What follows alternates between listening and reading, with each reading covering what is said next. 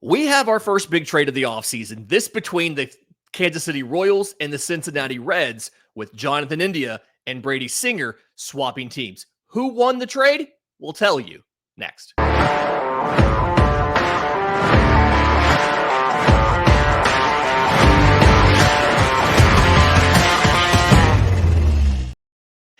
Yes, welcome on into First Pitch for Monday, November 25th, your source of news, notes, and updates on Major League Baseball. I'm your host, Lindsay Crosby. Follow me on Twitter at Crosby Baseball. He's Troy Brock, Troy B Baseball on the Twitter machine. We do get Christian back. He should be back on tomorrow's show. And remember, tell all your friends, firstpitchpodcast.com, to get all of their updates on Major League Baseball. And Troy, I want to get to the news that Juan Soto is expected to start receiving offers this week. I want to get to Friday's non-tender deadline and some of the surprises. We saw some of them coming, some of them we didn't. But first, we talked about this last week as a possibility. Jonathan India and Brady Singer being swapped for each other. Little bit of extra stuff in there. Outfielder Joey Wiemer, a former top prospect of the Brewers who had joined the Reds, the Reds, also going to the Royals in this deal. Top of your head, snap reaction, who won the trade?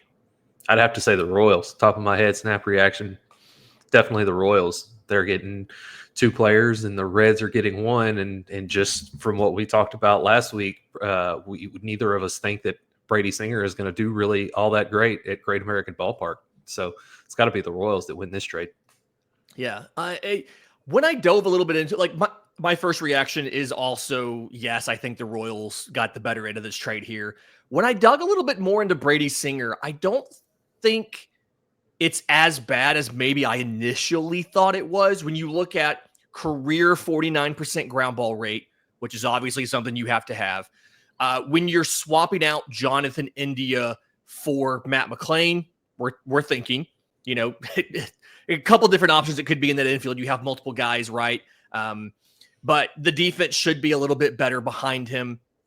I think it's going to end up okay. His homer rate has kind of been around 2.8% for his career, which is below MLB average.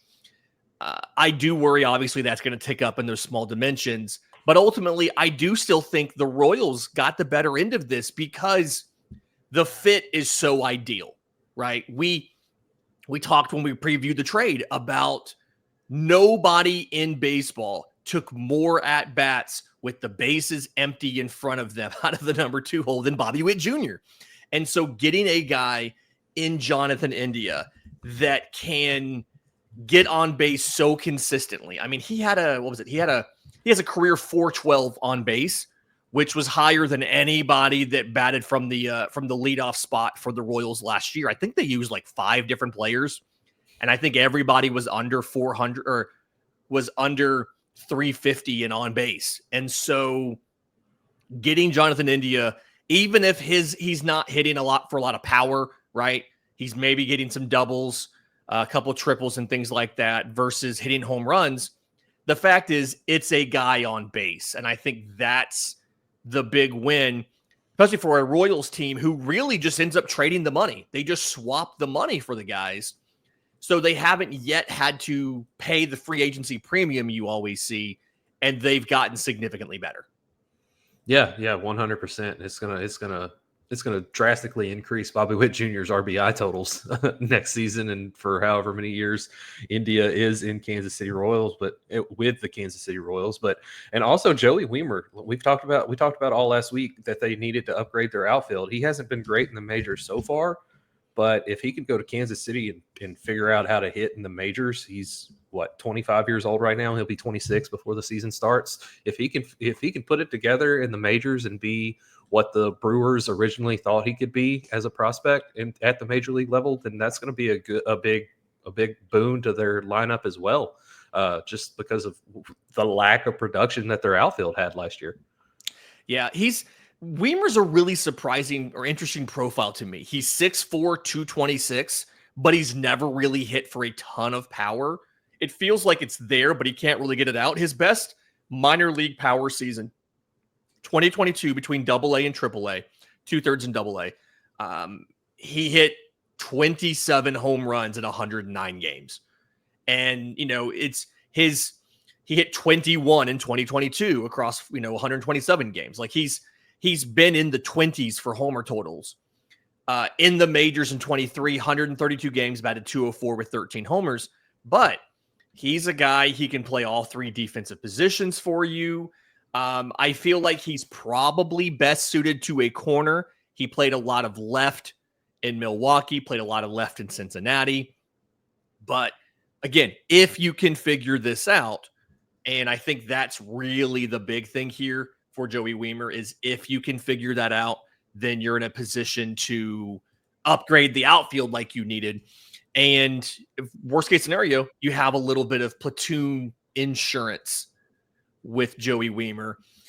He's a guy that it's just, I don't know.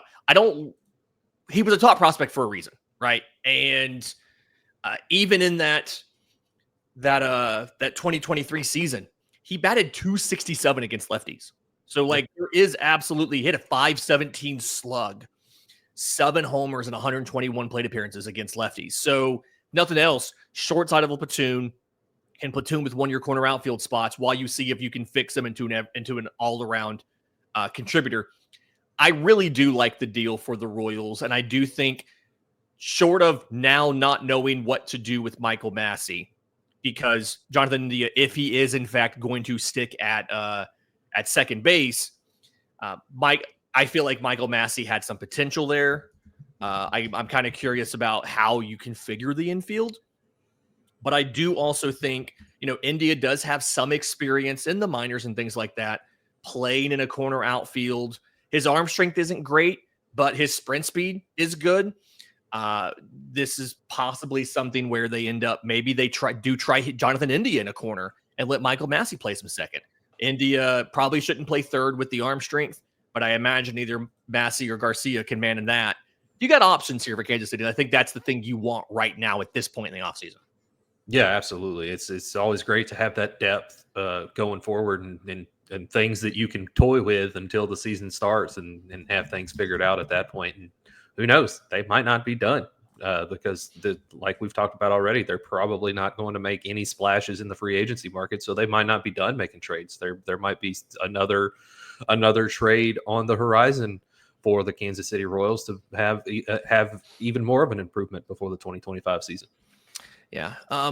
Moving on to the other news from last Friday, the non-tender deadline. We kind of previewed some of these decisions to be made. There were a couple, I guess, surprising moves where teams decided to move on from guys that they could have tendered a contract to. I know we talked a little bit about this briefly, but how surprised were you that Austin Hayes was non-tendered by your Philadelphia Phillies? This one was pretty expected just because of the lack of production that Austin Hayes had after coming over to the Phillies in that trade. And it really was not all his fault. He dealt with a couple of injuries, including a pretty severe kidney infection. Right? Yeah, that was one of them. And then I'm blanking on what the other injury was, and then also Rob Thompson didn't use him right. Hamstring strain. Yep. And the Phillies had a lot of those in 2024, but Rob Thompson didn't use him right. They tried to force Austin Hayes into an everyday role, and he's not built for that. He is the weak side platoon guy. Is essentially what he's made for. He cannot hit right-handed pitching, and they tried to force him into an everyday role in left field, and it just did not work. And so it's really not all on Austin Hayes. It's kind of on the team as well. But I was still not surprised that Austin Hayes was one of the non-tendered players on Friday. Yeah. It feels like, 2024 was mostly a wash for him. 2023, if you'll remember, if everybody will remember, he was a Gold Glove winner. And granted, it's left field, right? And an all-star. Something where the arm was really good. The range was perfectly average, right? He's not going to be, range was, I think, 45th percentile. Sprint speed was like 53rd percentile.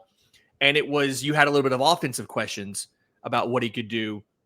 I do think $6.4 million was probably a little bit high for what he showed you in 24, but based off of 23, He's a really, I'm sorry, he was a Gold Glove finalist in left field while he was an All-Star. I'm sorry. Yeah. Theoretically, he could man center field in a pinch, but he really does feel like a corner outfield type. It felt like Philly already has that in Brandon Marsh. Like you already have that guy who can man center, but is really better suited for a corner. Is it possible? I've heard some rumors that they're looking at like maybe trading Nick Castellanos. They made him available in trades. How much work? This is a side note here on this topic, but how much work does Philly need to do in this outfield for 2025 for it to live up to what the infield has been able to do with Bryce Harper, with JT Realmuto, with Trey Turner? Yeah, there's a good bit of work that needs to be done on both sides, offensively and defensively, just because of the lack of defensive production that you get in right field from Nick Castellanos, unless it's the postseason. And then in left field, Brandon Marsh is good defensively, but he's been really inconsistent offensively. He'll have stretches where he's one of the best hitters on the team for a month, and then for 3 months he'll be one of the worst hitters on the team. And then Johan Rojas, in my opinion, I think Johan Rojas needs to stay in center field every day just because of what he does defensively. He does not provide really any offensive production, but defensively, he's in that tier of guys in the National League that you can just spin a bottle and whoever it lands on, that's your center field Gold Glove winner of the year. But Nick Castellanos, he has not lived up to his contract in his time with the Phillies. He's made $20 million a year.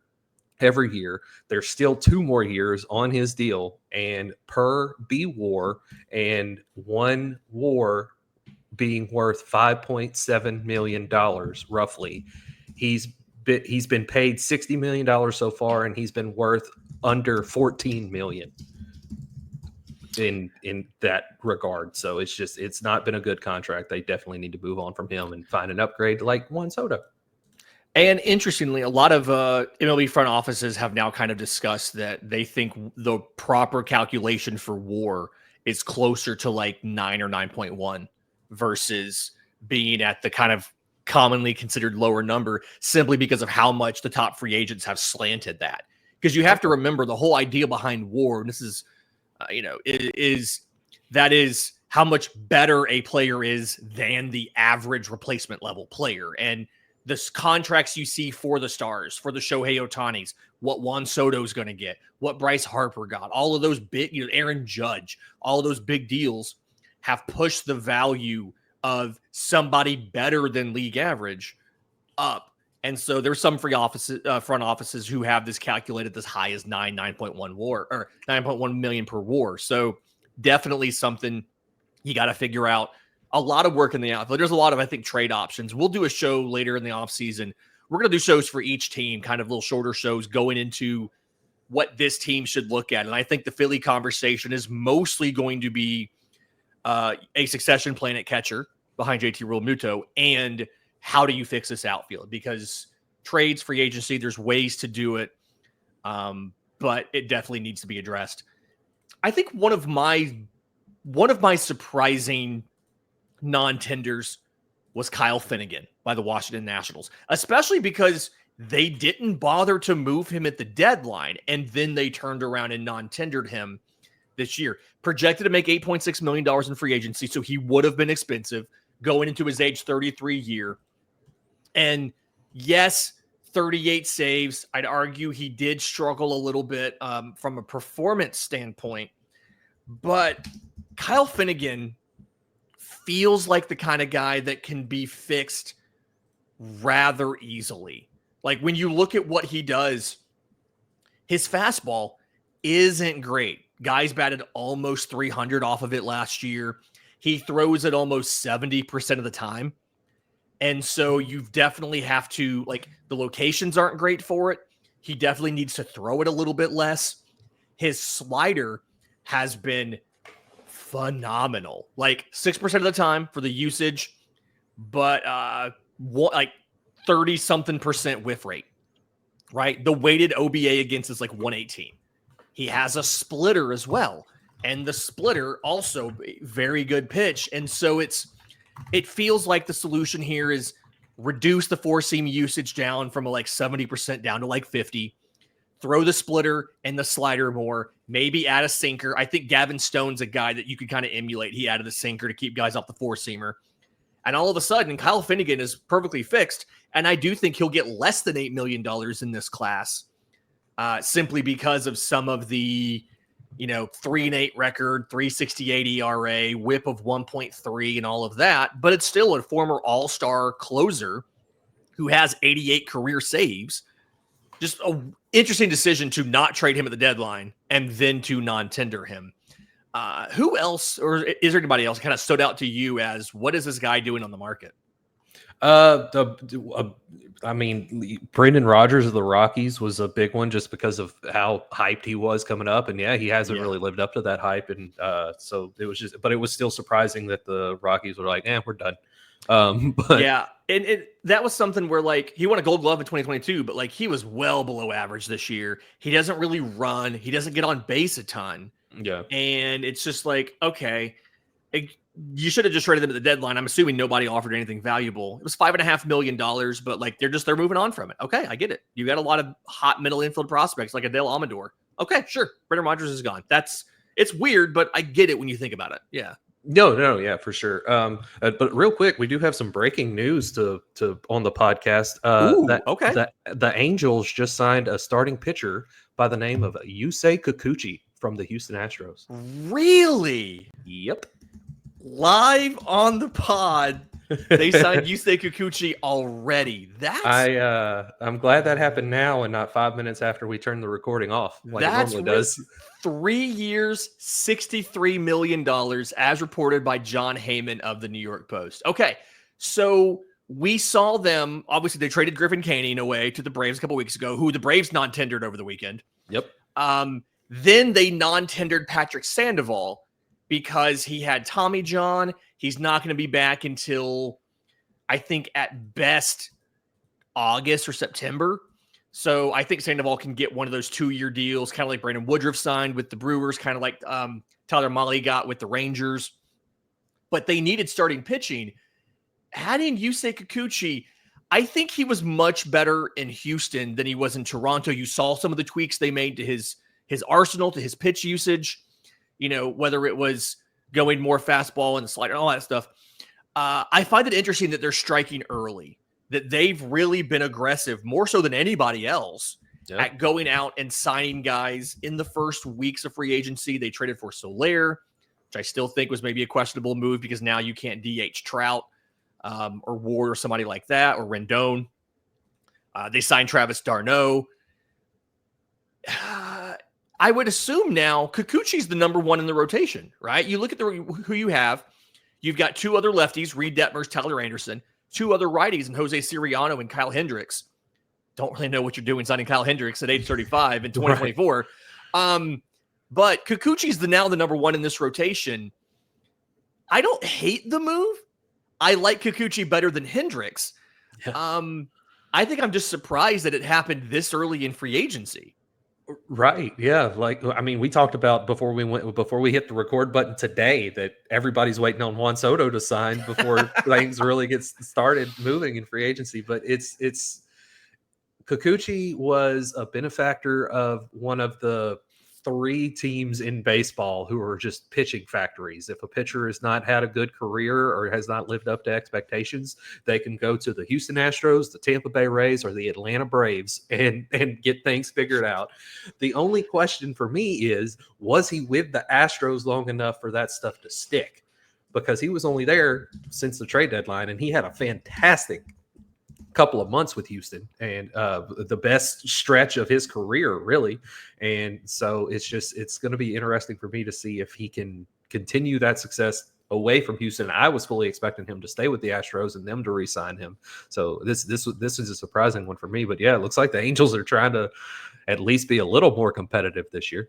They're trying to pull the Royals and just being aggressive early and often in free agency. Yeah, on the context of what he did with the Astros, it was 10 starts, 5-1 record, 2.70 ERA, 60 innings in the 10 starts. So he averaged 6 innings every start, 76 strikeouts to 14 walks, did give up 8 homers. So the homer rate, right there around his, like below his career numbers, but still 1.2 home runs per 9 innings. And that's kind of the issue you're going to have. I mean, he is a fly ball pitcher.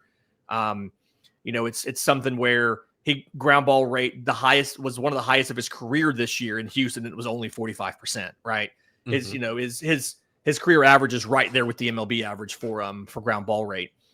But I feel like a lot of this stuff can stick because it's things that you can carry over, right? It wasn't hey, we're going to have our catchers do all of these different things. Like I do think I was watching Finnegan.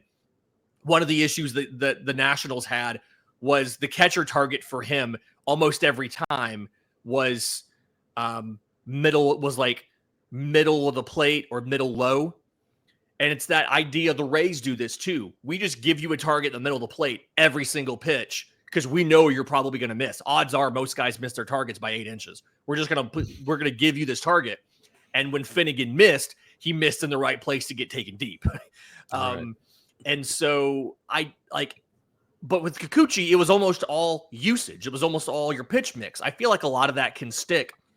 My question is the defense there in LA going to be good enough to turn those league average number of ground balls into outs, right? Anthony Rendon at third base is nothing great. Zach Neto is possibly not going to be ready to start the season after offseason surgery. Luis Rengifo, who I like a lot, is defensively not that great at shortstop. And so is the defense going to be good enough to turn these into outs? And that's the question I have. But I still love them being aggressive. I did like Kikuchi for a couple other teams. I think this is a great signing. And I'm just glad that there's now another prominent Japanese pitcher on the Angels. Just feels right after having Shohei Ohtani for so many years. Yeah, for sure. And maybe he can do for them what Shohei Ohtani did for them. Who knows? Yeah, there we go. It's let him go ahead. And just out of curiosity, has he ever batted in his career? I don't think I'm looking. He has 2 career plate appearances, 1 at bat in Seattle in 29. No, I'm sorry, he has 4 career plate appearances, 3 at bats, 3 strikeouts, and I think he was hit by he had a sacrifice on the other one. So there you go. He has 4 career. He's probably not going to pull a Shohei offensively, but pitching wise, I do like the addition. Just because I like Yusei Kikuchi and I think he can do well. And I do think having 3 lefties in your rotation, for the most part, is an advantage because on average, MLB hitters do worse against lefties than righties. And I got a lot of little latent frustration with Cubs fans when they talked about possibly signing Max Fried. And they were like, well, that would give us too many lefties in the rotation because they already have Justin Steele and Shota Imanaga. And I'm like, I don't think that's really a thing. I don't think if you have 3 lefties among your 5 or 6 starting pitchers, it's that big of a deal. I really don't. Now, if you had 5 lefties in your 6-man rotation, that's a problem. But having it evenly distributed 3 and 3, Atlanta in 2023 was amazing against lefties to the point where teams were stacking their rotations to avoid the lefties. You can manipulate the rotation. If there's a team that's really good at hitting lefties, you can just give somebody extra rest and not throw the lefties against those guys. I don't think it's an issue to have 3 lefties in one rotation. I like this signing for the Angels. Yeah, I like it too. And like I said, maybe it'll make the bottom half of the American League West a little bit more competitive. Yeah. All right. Talking about guys signing early. There's a report from Buster Olney of ESPN that sources involved in the Juan Soto talks say that teams will be sending actionable offers this week to Juan Soto's camp. Mark Feinstein at MLB.com had said the feeling around the industry is that he could sign before the winter meetings. So winter meetings start December 9th in Dallas. Do you think by the night of the 8th, Juan Soto has chosen his free agent destination? By the night of the 8th, chosen, maybe, sign, no. I don't think he's going to sign until maybe a day or 2 into the winter meetings. But honestly, he might already have picked out where he wants to go now without even having any figures in front of him. But yeah. hearing that the Mets will beat any offer by $50 million, which is a rumor, but is an interesting rumor. Hearing that, he could very well already know he's going to be a Met. And we just have to wait on the final offers to come in so he can then go to them and say, here's the highest offer I have. Beat it by your $50 million and I'm yours. But I don't think he's going to be signed until after the winter meetings. I think he's going to have it narrowed down to just a couple teams entering the winter meetings, but somebody's going to try to make a last push, want one more meeting. Somebody's going to do something. And we know Scott Boras is a showman. He likes the attention. What does Scott Boras do at the winter meetings every year? He sets up with a backdrop outside of the media room and does his own press conference. And if Juan Soto is still a free agent at that press conference, I guarantee you it will be even more heavily attended than usual, especially if there's reports out that it's down to 3 teams. Let's say or 2 teams, Mets, Yankees, or, maybe Yankees, Mets, Phillies, Yankees, Mets, Dodgers, whatever the 3 teams are. I definitely think that Scott Boras is going to end up, for some reason, having to talk about the Juan Soto decision and when it'll be made at the winter meetings. I've got it finishing up in the 2 days after the winter meetings, not before. Okay, yeah, I like that. I like that a lot. And Boras is going to have a lot to talk about in that press conference between Soto and Bregman, and we're going to get more of those dumb puns like he did at the general manager meetings where he was giving the puns for all the different players of free agents. But his class, to your point, yeah, Blake Snell, Corbin Burns, Alex Bregman, like it's a huge class of free agents. And honestly, Pete Alonso, right? I think it all runs through Scott Boras, which is just frustrating, right? Especially if you're the teams like the Dodgers, like the Braves, who don't really do a lot of business with Scott Boras because they don't like to sign free agents at the top of the market outside of Shohei Ohtani and Yoshinobu Yamamoto. So we'll definitely see what happens. Quick pitch, real quick. Interesting other little, speaking of the Dodgers, they signed Cardinals Cardinals veteran reliever Giovani Gallegos to a minor league deal with an invite to spring training. 2019 through 2022, one of the better relievers in the National League. 2.84 ERA, strikeout rate over 30%. Signed a 2-year extension, put up a 4.42 in 2023, and then a 6.53 last year. Got released in early August. He's reportedly been trying to work on his mechanics, the velocity on his fastball. Do you think the Dodgers fix him? And how frustrating is it going to be when he saves 45 games for the Dodgers in 2025? The Dodgers aren't on that upper echelon of pitching factories that I named earlier, but they're not that far off. So I do think that the Dodgers can fix him. The only issue is going to be is if they can keep him healthy, because pitchers go there to sit on the injured list for quite a while. But it's going to be very very frustrating whenever they do fix him and he does save 45 games and brings home the World Series MVP in 2025. It's not going to be Shohei throwing 2 perfect games in the World Series and hitting for the home run cycle. No. It'll be, it's this to me feels like this is one of the moves that there's half a dozen teams that should be all over. And I think we'll probably end up hearing there were a couple other teams in on this, but yeah, a guy who was excellent for a couple of years and then had a kind of a drastic and sudden decline in performance. Bring him in for a physical, see if you can figure out what happened, see if you can fix him. A minor league deal, there's no way this is going to be that much money, but if it pays off huge. And I guess if you have so much money invested in the stars like the Dodgers do, you got to find values like this somewhere. And I think there's literally almost no risk to this. Given the amount of money he's making, there is no risk to this for the Dodgers. That's pocket change to them. Yeah. But if it works out, this is an incredibly high upside move that can pay back a ton in 2025. So love this for the Dodgers. Hate this for the rest of us. The World Series champions get a little bit richer, although they do have questions of their own when you look at how many of their pitchers are expected to be ready to start the regular season.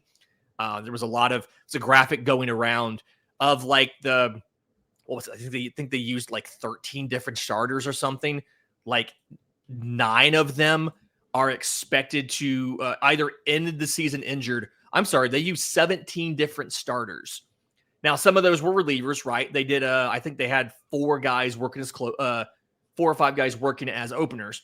But still, it's how many of those guys are expected not to be available in 2025 or have questions because they finished 24 injured will be really interesting to see what happens. By the way, this has been First Pitch for Monday, November 25th. If you're listening on audio, do us a favor, leave us a 5-star review. If you're on YouTube, subscribe to the channel, hit the notification bell. Either way, tell your friends. Go to firstpitchpodcast.com to get their daily MLB fix.